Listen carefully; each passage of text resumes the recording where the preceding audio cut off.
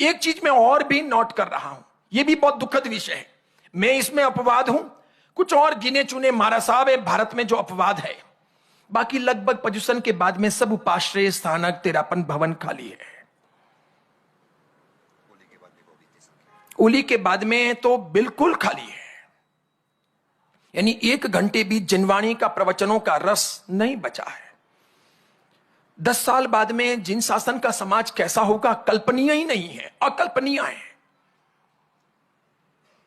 चेन्नई, हैदराबाद, बेंगलोर, मुंबई, सूरत, अहमदाबाद, सब जगह देखा जा रहा है, लोग मिलते हैं और कहते हैं 10 पुरुष हैं, 15-20 महिलाएं हैं, उनमें भी कुछ तो बूढ़े हैं, आकर के सो जाते हैं, सामायिक पूरी कर लेते हैं, वॉचमैन को बिठाते हैं, पुजारी को बिठाते हैं, जब तक लोग नहीं आते हैं 2-4 ट्रस्टी मनवार करके बिठाए जाते हैं, मुनीम को बिठाते हैं कि जरा वंदन करो, 2-5 जने बैठो जाजम पर ताकि एक बार प्रवचन शुरू हो, फिर 2-5 जने नए आ जाएं तो तुम चले जाना।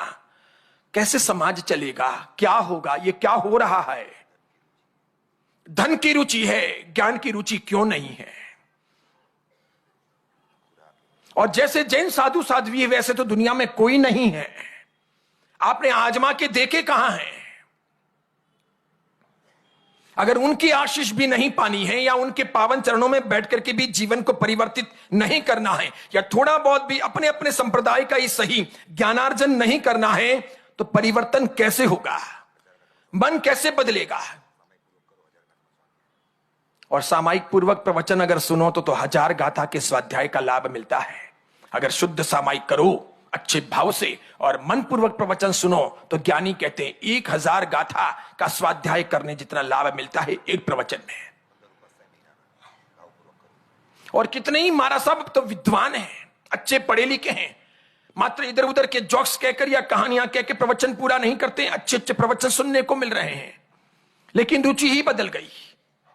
अब इसमें अगर किसी का निमंत्रण आता है तो गीत गाने के शौक हैं, मेहंदी लगाने के शौक हैं, डांडिये के शौक हैं, खाना खाने जाने के शौक हैं, घंटों घंटों अपनी सहेलियों के साथ में बातें करने के शौक हैं, किटी पार्टी के शौक हैं। अब एक नया शौक खड़ा हुआ है, पर्यूषण पूरा हो जाने के बाद में चलो चित्ती परिपाटी लेके निकलते हैं। नाम तो है चित्ती परिपाटी और बाकायदा घूमना है, चल के नहीं जाना है। गाड़ियां कर ली, सवेरे नौकासी इस तीर्थ में, दोपहर को खाना उस तीर्थ में, शाम को खाना उस तीर्थ में और शाम को वापस नाइट तक घर आ जाएंगे आरती करने के बाद। तो सस्ते में सब हो भी गया, खा लिए, पी लिए, घूम लिए, कभी अवसर मिला तो स्तात्र पूजा पढ़ा ली, टाइम पूरा कर लिया। पालिताना का रिवाज हमने शुरू किया कि चतुर्मास पालिताना करने जाएंगे। पर्यूषण पूरे हुए, सबने पोटलिए बिस्तरे बांधिए। अब तो आयोजक भी ये समझ गए हैं कि पर्यूषण तक ही चौमासा करवाना है, उसके बाद में महाराज साहब खाली निक्कम में बैठे रहेंगे, वहां मक्खियां उड़ाओ, सब लोग अपने अपने घर रवाना। आयोजक भी वहां सब सेटिंग करके चले जाते हैं, 2-4 लोग रहते हैं बस, बाकी कुछ नहीं।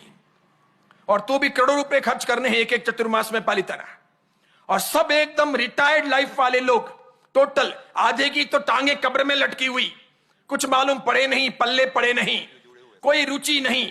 हर साल जाना है पालिताना, इस बार फोगट में इन्होंने करवा लिया, आने वाले साल ये करवा रहे हैं, चलो कि यहां के बजाय वहां अच्छा सब गिफ्ट भी मिल जाएगा, थोड़ी आराधना भी हो जाएगी, सिद्ध भूमि है, वहां प्राण छूट गए तो अच्छा है, पार उतर जाएंगे, बहुत मोक्ष नजदीक है वहां से। और सासू बहू की टिक टिक भी नहीं, ये रोज यहां टक टक करती है, कम से कम वहां 2.5 महीने की तो शांति। चलो चले जाते हैं, सोए टाइम पूरा करते हैं। मैं कितने लोगों को देखता हूं, तलेटी भी देखा हूं, तो बाप रे बाप, यहां की सारी बुद्धि, यहां की क्षमता सब वहां काम पे लगती है, धक्के मारने, बीच में घुसना, कितने मकोड़े मार देने पता तक नहीं चलता, कितनी भारी हिंसा। कभी देखा है आपने कैसे लोग मकोड़े मार लेते हैं वहां, कैसे पानी में मकोड़े बह जाते हैं, तो भी हम सोचते नहीं हैं, कुछ नहीं पता चलता, कोई जैना वैना की बात ही नहीं होती।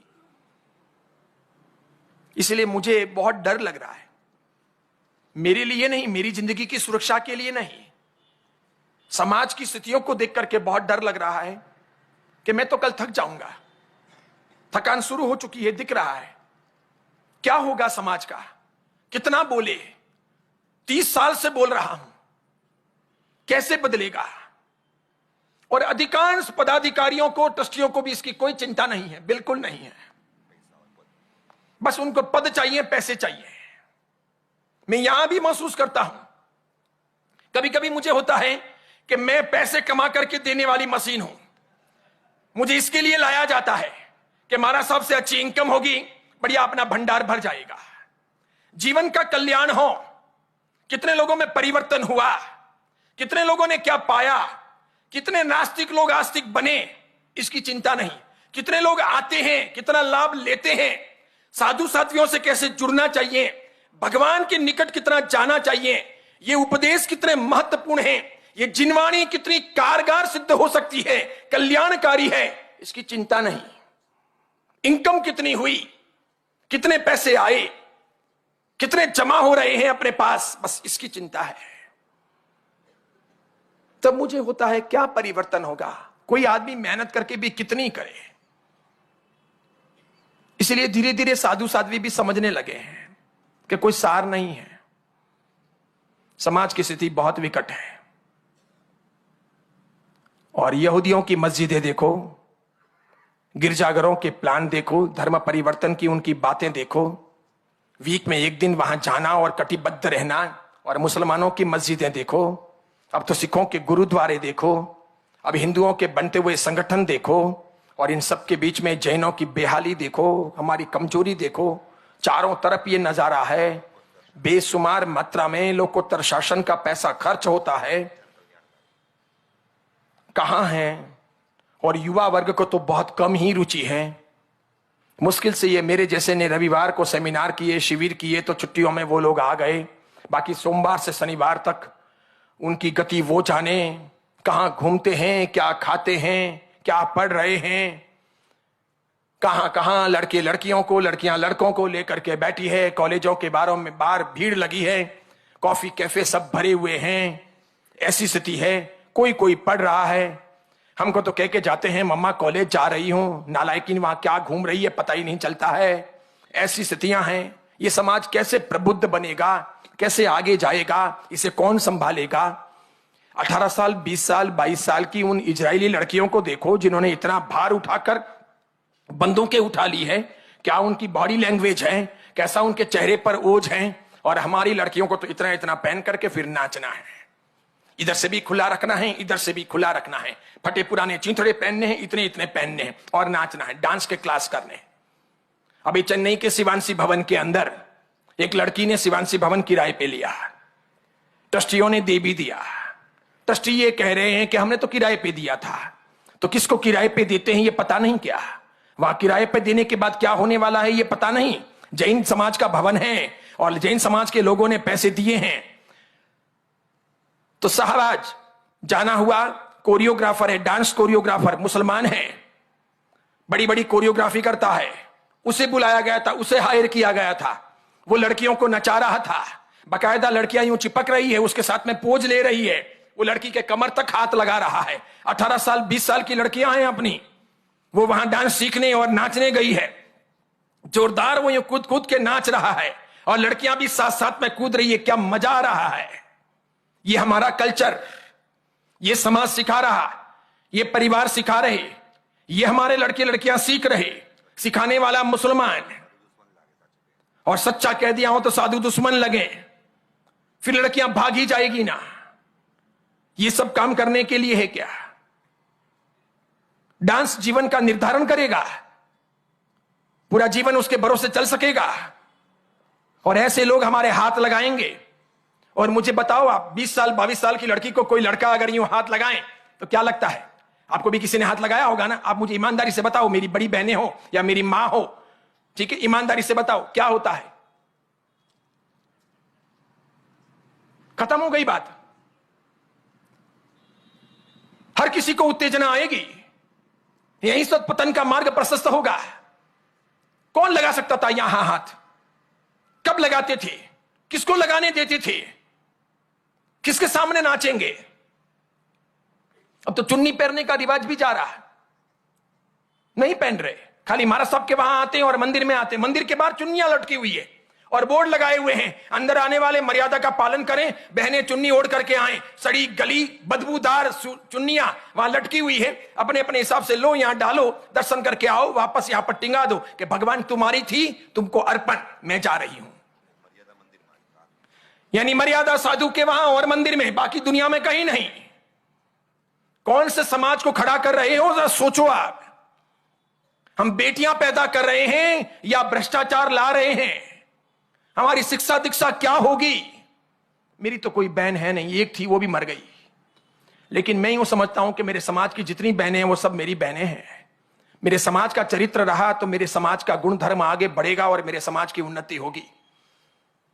सदाचारी समाज ये चाहता है। अच्छे अच्छे सदाचारी लोगों को देखो आप, और ये समाज सबसे आदर्श समाज था, सबसे आदर्श समाज। हम तो वैलेंटाइन डे ने, फ्रेंडशिप डे, रोज डे, रिपन day, chocolate day, sari day, अब आएगा चड्डी day, pant day, T shirt day. Total culture उनका अपना रहे हैं, हमारा सब छोड़ रहे हैं। न महावीर ने सिखाया, न गौतम स्वामी ने, न तेरापंथी किसी आचार्य ने, न स्थानकवासी आचार्य ने, न मंदिर मार्गी आचार्य ने, न किसी तीन थुई वाले आचार्य भगवंत ने, न खरतरगज के आचार्य भगवंत ने। किसने सिखाया? जो आपने अपनाया। उत्तम धर्म मिला और हाथ में से सरक रहा। अच्छे चांस मिले, खोते जा रहे। टोटल मॉडर्नाइजेशन हो रहा। कितनी आधुनिकता, कहां जाओगे? गर्त के पास पहुंच गए हो, इसके बाद में तो खाई है आत्महत्या के समान, कुछ बचा नहीं। अगला वैलेंटाइन डे याद रहता है, उस वैलेंटाइन की याद में पृथ्वीराज चौहान का दिन याद है क्या? सहयोगिता पर रेप हुआ था, ये याद है क्या? इतने सारे लोगों ने किया था, 10,000 से अधिक लोग एक दिन में, दिन के उजाले में, लोगों के सामने उस अबला के ऊपर चढ़ गए, तड़प तड़प कर मर गई। और तो भी हम उन लोगों को फरिश्ते मान लेते हैं। कहां है हमारी नीतियां? क्या सोचते हैं? बच्चों को आता क्या है? क्या पता है उन्हें? हिस्ट्री क्या पता है उन्हें? क्या पता है ये हैदर अली खान, टीपू सुल्तान का? उन्हें पता ही नहीं है। कर्नाटक में रहते तो भी कर्नाटक का इतिहास नहीं पता है। कर्नाटक के जैन योगदान का पता नहीं है। कन्नड़ भाषा की जैनों ने कितनी सेवा की है ये जैनों को नहीं पता है। फिर गर्व से कहोगे कैसे? बताओगे कैसे? किसी को समझाओगे क्या? परिवर्तन भी क्या करोगे? इसलिए हम सब अपने में रचे पचे हैं। बस ये सामाजिक सब कार्यक्रम भी होते हैं। इस रविवार को भी थे, आने वाले रविवार को भी है। प्रदूषण के बाद में हर रविवार को चल रहे हैं। गेट टुगेदर होता है, पूरा समाज इकट्ठा होता है। कहीं जालोरीन, कहीं सिवानसीन, कहीं गोडवाड़ीन, कहीं सिरोइन, कहीं आबू गोड़ में, ये इकट्ठे होते हैं, खाते हैं, पीते हैं, मिलते हैं, झुलते हैं। बस बैठ करके कभी 1 घंटा चिंतन मनन करते हैं कि आओ सामाजिक क्रांति करें। और चिंताएं हो तो चिंतन होगा, चिंताएं नहीं है तो चिंतन होगा ही नहीं। समाज अपना लगे, समाज की टूटती हुई परंपराओं पर चिंता हो तो चिंतन करने का मन हो, क्या हो बैठे, नक्की करें कि अपने यहां पर नहीं होंगे प्री वेडिंग शूट, अपने यहां पर कॉकटेल पार्टी नहीं होगी, बैचलर पार्टी नहीं होगी, कोरियोग्राफर नहीं आएंगे, इस प्रकार नाच गान नहीं होगा, दिन को शादियां होगी, रात को नहीं होगी, होटलों में नहीं होगी। अब तो शादियों में हुक्का आया, यानी उसे हम लीगली बना रहे हैं। मैं सोचता हूं हुक्का पीने के बजाय जहर पी लेना चाहिए ना। ये जहर ही तो है, माइल्ड जहर है। पुराने जमाने में भी कभी सिगरेट, बीड़ी या डोडा या गुटके कभी आए थे समाज में? बीच में नहीं आए, इंडिविजुअल कोई पी लेता। अब तो जो लोग पीते थे उन्होंने प्रतिबंध लगा दिया। इन पुरोहितों ने, ब्राह्मणों ने, अन्य लोगों ने, राजपूतों ने, राजपुरोहितों ने, इन्होंने इकट्ठे होकर के नक्की कर लिया कि अपने समाज में ये सब चीजें नहीं आएगी। कितने पक्के हो रहे हैं वे। बहुत विकट स्थिति है। इसलिए कहता हूं जागो। थोड़े बहुत लोग भी जागोगे, दूसरों को जगा सकोगे। हर घर में परिवर्तन हो।